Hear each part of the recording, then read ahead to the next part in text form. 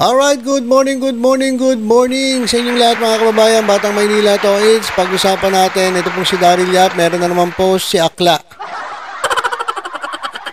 Basahin natin mga kababayan, Dear Trolls. Sa mga nagtatanong, sino ang nasa likod ko? Ay talaga tumigil panayandak-dak sa social media, sige. Sa mga nagtatanong, sino ang nasa likod ko? Bakit ako matapang? Ay, sino ba nagsabi sa'yo matapang ka?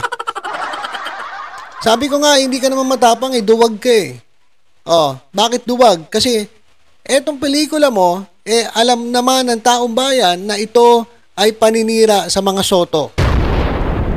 Pero ang dami mong paikot-ikot, ang dami mong palusot-lusot, ang dami mong etchos-etchas. Kasi kung matapang ka, diretsuhin mo na. Hindi yung kung ano, ito, ang dami mo na naman paliwanag.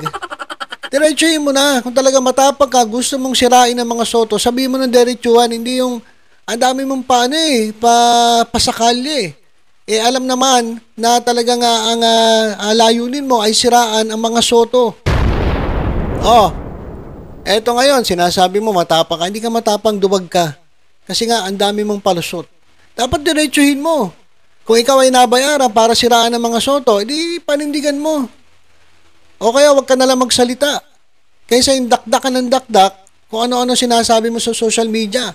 Pinakamaganda niyan, sa korte ka nalang magpaliwanag. Total, nasa korte na yan anyway, sige. Basahin natin itong kanyang ka-etchusan, mga kababayan. Sino raw nasa likod niya? Bakit daw siya matapang? Hindi ka matapang, duwag ka, Daryl Yap. Hindi si Aimee. Ang mga kaibigan ko wala sa likod ko, katabi ko. Ayan Ayaw niyang gumawa ng pelikula dahil di ako makagawa ng series para sa kampanya niya. Di sila magkaaway na mga binabanggit ninyo. So, hindi raw si Aimee. Aimee Marcos, bakit? Hindi naman daw sila magkaaway ni Vic Soto o ng mga Soto. Pero ang dami nagsasabi na malamang at sa malamang dahil nga doon sa mga previous na mga pelikula ninyo, si Aimee Marcos ang nag-produce. So, naisip tuloy ng tao, ang nasa likod si Aimee. Saka, wala namang iba kasing wala namang ibang pwedeng pag-isipan na may motibo. Kasi si Tito Sen, number 3, 4, 5 sa survey, sa pagka-senator. Si Aimee Marcos, nasa ilalim. Hindi nga makapasok sa top 12. So, naisip tuloy ng mga tao na itong si Aimee ay gumagawa ng paraan para si Soto mapabagsak at siya'y umangat. Ayun po ang iniisip ng tao. Pero sabi daw ni Daryl Yap, hindi naman daw si Aimee. Dahil hindi naman daw magkaaway ang mga Soto at si Aimee Marcos. Hindi naman kailangan magkaaway para gawa mo ng paraan, para malaglag Politika to Diba? Kailangan ba magkaaway kayo para siraan mo? Hindi. Siyempre may sarili kang interes. Sarili mong interes ang uunahin mo. Kaya nga, gumagawa ka ng paraan para malaglag yung nasa taas. Erwin Tulfo, binabanata na rin. So, malamang at sa malamang, bago pa dumating ang eleksyon, maraming bibirahin dyan sa top 12 para umangat yung 12, 13, 14. O sino-sino ba yun nandiyan sa 12, 13, 14? Aimee Marcos,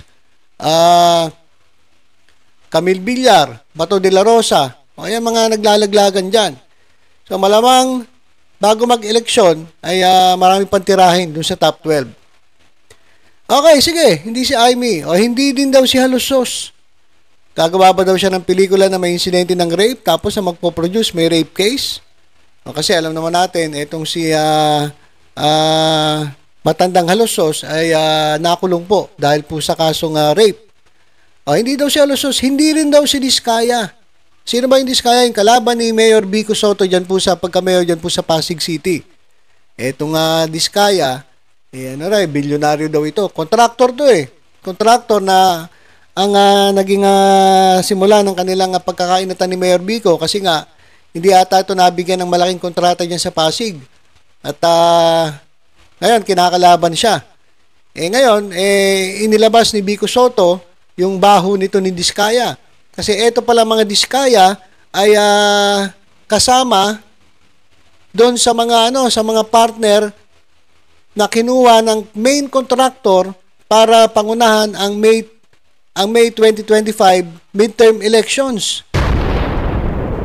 Kaya nga yung kanilang construction company, ako naman yung nagtataka. Ang proyekto ay pangungunahan yung eleksyon. Pero bakit construction company? Diba? So, sila po ay nag-pull out kasi binuko ni Mayor Vico Soto at para siguro makaganti ay ito, lalabanan nila si Vico Soto. So, hindi raw si Diskaya. Hindi ko nga kilala yan, wala naman akong pinagawa sa construction nila, hindi porket mayaman, kaibigan ko na. Ay, sabi ni Akla. Kaya 2025 ilalabas dahil 48th death anniversary ni Pepsi Paloma, hindi dahil eleksyon. Weh. Style mo, bulok. Mga 48 ka pa. Eleksyon. Kaya mo ilalabas yan dahil eleksyon, magi-eleksyon. Kalokohan mo. Hindi niya maintindihan kasi hindi naman kayo taga-Olongapo. Hindi kayo artist na taga-Olongapo. May lugar sa amin na ang tawag ay Pepsi. May sariling hand sign para alam ng jeep na doon ka bababa. So parang sinasabi ni Daryl Yap na sikat itong si Pepsi Paloma sa Olongapo. Ang dami pong mga artista na galing po sa Olongapo, mas sikat, mas magagaling. Ano ba Pepsi Paloma? Si Pepsi Paloma ang talagang gusto mong ilahad sa iyong pelikula. Ito mga kababayan kanina tiningnan ko na ang mga listahan ng mga tao, mga kilalang tao na galing po sa Olongapo. Tingnan natin. Ayan mga kababayan sa ating screen. Sino-sino ba ang mga sikat na personalidad galing Olongapo? Ayan, Jake Vargas, Jackie Rice, Lauren Yang, Megan Yang, Christopher Martin, Alicia Mayer, Raquel Marquez, Angelo De Leon. Ba't hindi ito ginawa mo ng pelikula? Tiningnan ko to mga kababayan tiningnan ko to. Ayan si Wawi de Guzman, Rico Barrera, David Davins, Lice Lopez, Moira de la Torre. Ba't hindi si Moira de la Torre ginawa mo ng pelikula? Mas sikat pa to, Gladys Guevara. Sino-sino pa? Tiningnan ko yan mga kababayan hanggang dulo. Ayan po yung mga galing Olongapo. Easy Mill, ito sikat Filipino-American rapper and singer na sikat sa buong mundo. Ba't hindi yan? Sino-sino? Dito sa listahan ng mga personalidad na kilalang kilala mga taga-Olongapo, wala ka nga dito. Wala ka nga dito, Daryl Yap May paggamit-gamit ka pa ng Olongapo, hindi ka nga kinikilala ng Olongapo. Galing po ito sa Google. Hindi ka nga kilala sa Olongapo wala ka nga rito Kung sikat ka sa Olongapo, di sana nandito ka, pero wala ka rito Wala ka rito.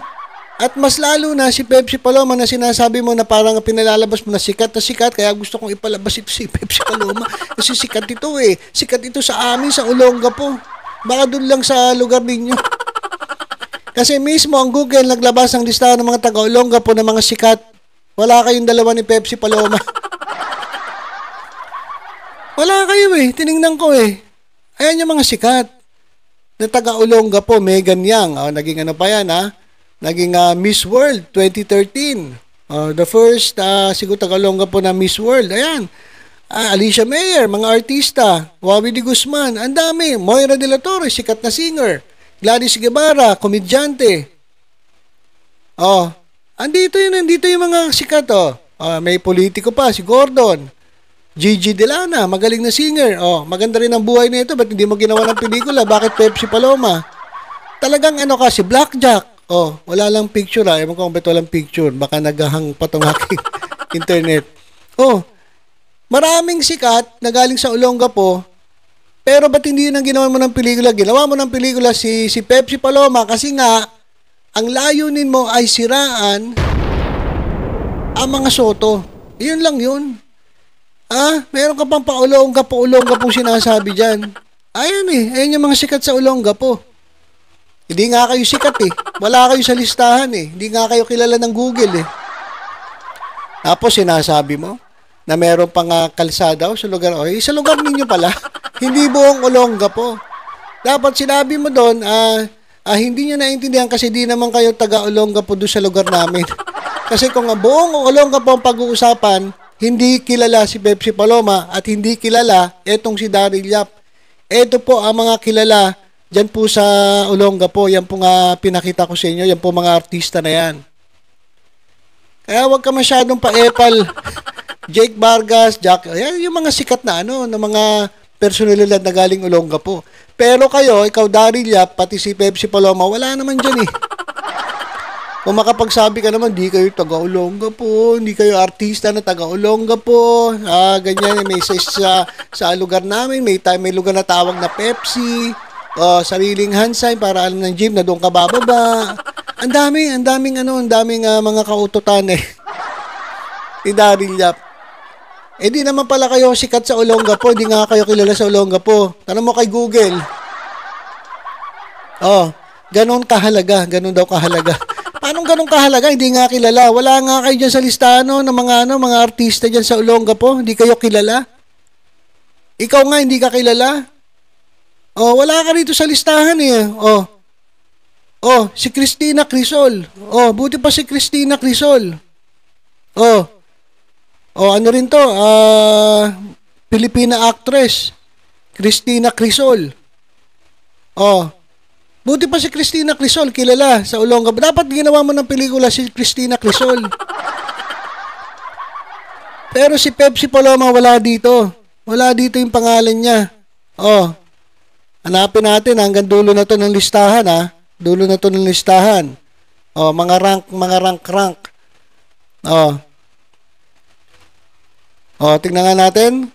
Isa-isahin natin. Wala naman dito yung pangalan ng pangalan ni Pepsi Paloma eh. Buti pa si Christina Crisol kasali sa mga top 40 plus. Gigi Delana. Ed West. Richard Gordon. Ayan. Ayan yung mga sikat dyan sa Olongapo. Pero kayo wala. Sikat lang kayo dun sa lugar ninyo. Pero hindi kayo kasama sa top 40, ilan to? Top 44 o rank 44. Diyan sa people from Olongapo. Tapos kung masyado sinasabi mo mahalaga. Buti pa si Christina Crisol. Na nagbo-bold movies din dati. Kasama. Si Pepsi Paloma raw. Dapat si Christina Crisol muna ginawa ng pelikula. Wala ka talaga. Wala ka talaga, akla. At porke abogado ko si Atty. Porton, may backer na? Anong akala nyo sa akin? Troll na walang pera? At sinong nagsabi na nagpabayad sila? So, libre? Kayo guys, tanong ko lang sa inyo mga kababayan, mag-comment kayo, naniniwala ba kayo na libre ang serbisyo ng mga Porton dito kay Daryl Yap? Sige nga.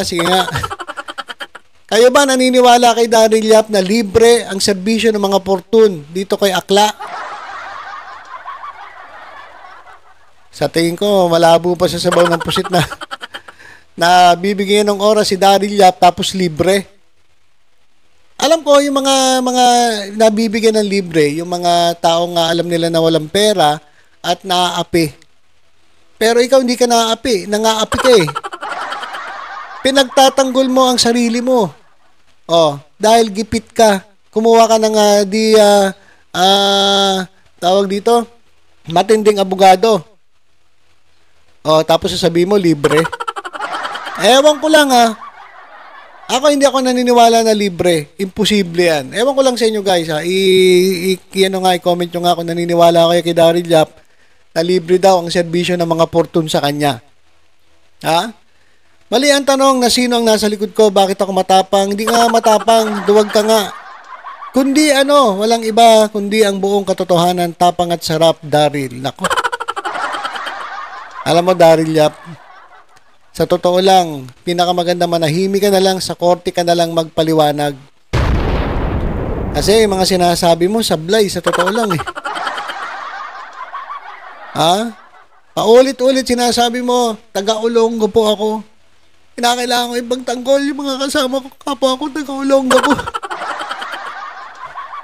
Hindi nga kayo kilala ng taga-Olongapo po. Yan po ang mga listahan ng mga kilala, mga taga-Olongapo po.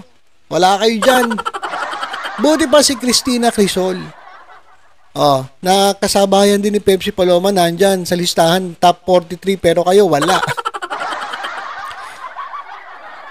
Hindi ko na tinignan, hindi ko maalam kung may listahan pa sa hanggang ilalim. Pero doon sa pinakakilala sa Olongapo, wala kayo sa listahan. Kaya dito sa mga sinasabi mo, sa mga statement mo, Daryl Yap, mga bugok lang maniniwala sa'yo. Tawag mo siya sabihin matapang ka kasi duwag ka. Kasi dapat diretsahan na.